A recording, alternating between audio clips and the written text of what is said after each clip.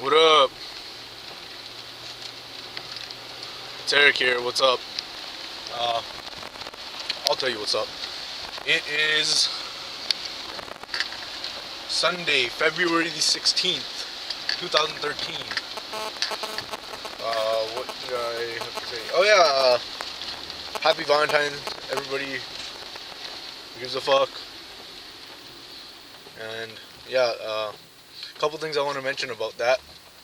I think I already mentioned that Valentine's Day falls on a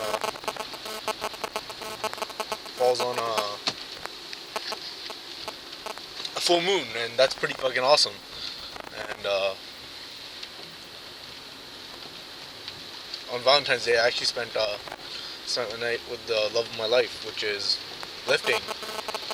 Uh, I had a killer. It was just fucking ended up being so perfect. It was leg day, it was lower body day, and it was just awesome. Gym was pretty empty. I was in love that day, and just the whole day was pretty. It was a pretty damn good day. I mean, it was full. Moon was full, and I remember reading an article about this. It was pretty cool to read actually, and apply it afterwards.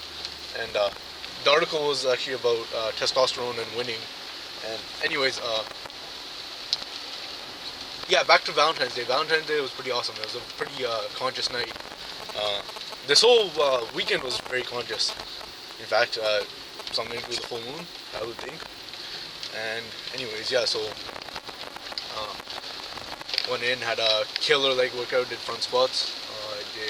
I believe I'm up to 145 by 6 by 5, so 5 sets of 6, and then I did some remaining deadlifts, and I did a fairly lightweight. I did 135 by 10 by 4, so 4 sets of 10, and it felt pretty good. I felt awesome, and yeah, that I think that set up the whole night was pretty good, and then I remember I went to I chilled for a while, and then my brother's in town, so we were just hanging out, and we went to a buddy's house, and a couple of us started playing Super Smash Brothers, and normally I'm not that good at it, but I didn't lose that day. I mean, I didn't come in first every single time, but I top fragged a few times, and that really got the ball rolling, and yeah, then then for some reason we decided to team up, and I was gonna be on another guy's team, but then they're like, oh, ha ha ha. Some kids, my brother laughed at me. He's like, haha, we'll demolish you guys. We'll change teams. And I'm like, yeah, fine. We'll change teams. I don't give a shit as long as we play. And then then we decided to make it like older guys against younger guys, and the two older ones against the two younger ones, and that ended up being it. And we fucking demolished them, like I think like 12 games straight. And I didn't. Normally the other dude that I was playing with, he's a really good Smash Bros. Player. I mean, there's no sense in. I have no problem in giving credit where credit is due, and that guy's a fucking Smash Bros. Monster. But like that said, it was a team battle, and it was pretty fucking awesome. I mean, we were definitely on par that day. Like we were on our game, and we just won. And like after a while, it was just like got to the point where it was just boring. That's how easy it was for us to win, and I think it's just because it has a lot to do with self-confidence and and just streaks, and a lot just to do with luck and the lack of self-confidence from the other team. And I remember I read an article, and then I read the article because I saw a video by Low Budget Lean Muscle. I believe that's the channel name. Shout out to Low Budget Lean Muscle for doing this great video on. And he was describing about how they did an experiment on beta fish, on some sort of fish it was, and the fish that were alpha in that group had markings on their face, and they kind of like bullied the other fish, and as it progressed, the alpha fish became more alpha, and then the non-alpha fish became more and more less alpha. Does that make sense? Like they became more and more beta. They had problem. They were smaller. They had trouble finding women, shit like that. And the alpha fish would kind of bully the other ones, and further perpetuate. I mean, I'm not about bullying either. Low budget low budget lean muscle. I think it's he also doesn't advocate the bullying, and neither do I, but it's just interesting to see. And then what's it called?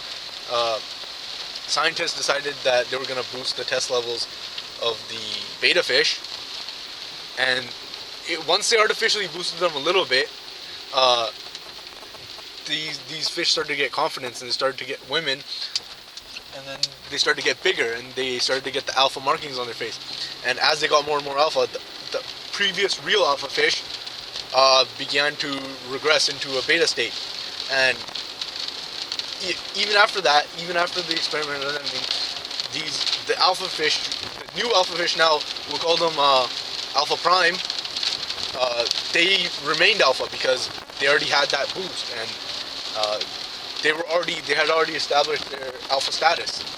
And I mean, obviously it doesn't apply 100% to people and shit, but if you were to break down the game in that sense, me and the other older guy, we were the alphas there. Just if you look at it like in simple terms, like we were older, we're bigger, we're stronger. Yeah, I guess so. We were kind of alpha, but like honestly, there's nothing like that happens in that group. It was a pretty friendly group. But if you think about the actual game itself, we were the aggressors. We were dominant. Like we fucking ripped these people apart. Like it was not even funny. Like it was an annihilation. Like there was zeros on the other team. I mean, I threw up a couple zeros too, but when I'm playing in team battles, I play anything to win. So it was pretty fucking awesome, and I got very competitive. And I've been reading this book, King, Warrior, Magician, Lover, and I'm definitely intrigued by the warrior. And I don't know who said this, but I forget. We were just in the midst of celebrating, and we were just like, yeah, we fucking smashed him, and victoriously, I threw down the controller, and I said, "Give no inch," and then it was fucking awesome. I love that phrase, "Give no inch," and that is to say, just be fucking relentless and tear your opponent apart. Don't even give him a chance. And yeah, I don't know what the hell this guy wants me to do. I can't go anywhere because this fucking retard is in front of me. Sorry to use that language, but.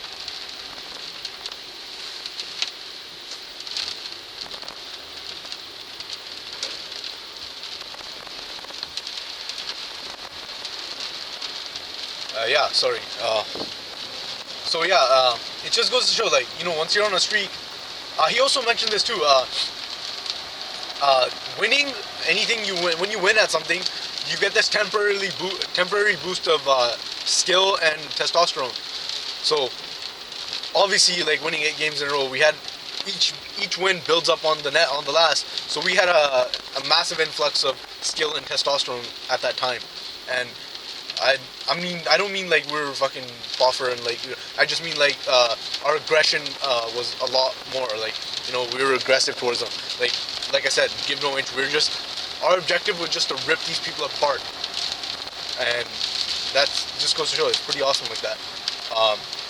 It kind of identifies, like, it happens a lot it actually happens a lot more than you think it does, like, especially when you see, like, obviously not that much in pro teams, but you'll notice that if you're on a losing streak, that streak goes on for a while sometimes.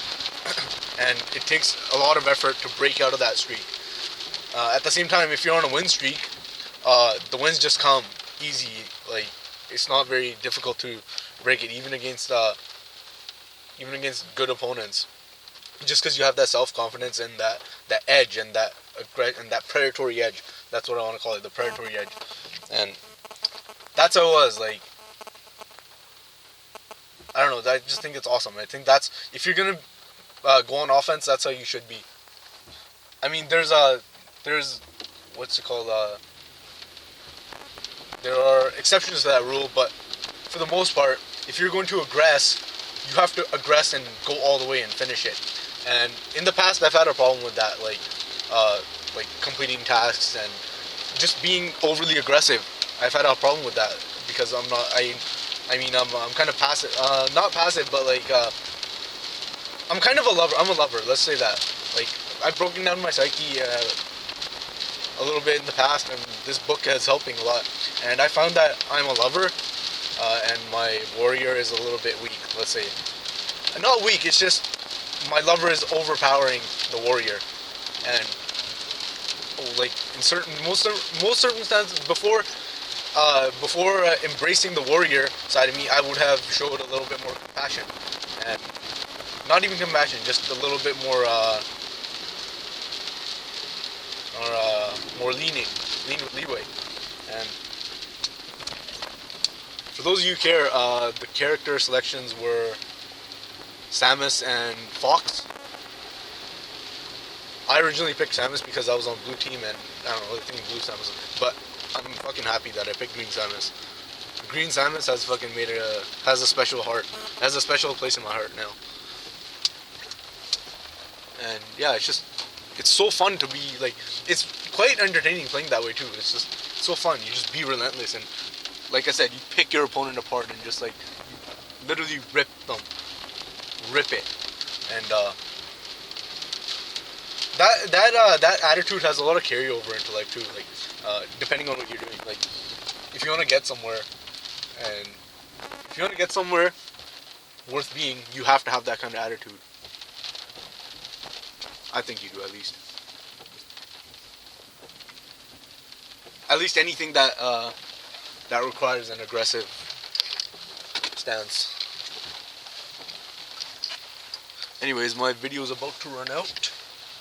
I'm actually visiting my grandfather, which is actually, it's been a while since I have, and I feel a little bit guilty about that, but that's okay. I'm trying to embrace a warrior, and warrior don't got time to see fucking dying relatives, but I'm trying to be balanced too. So, anyways, that's all for now. Yeah, I'm done. Peace.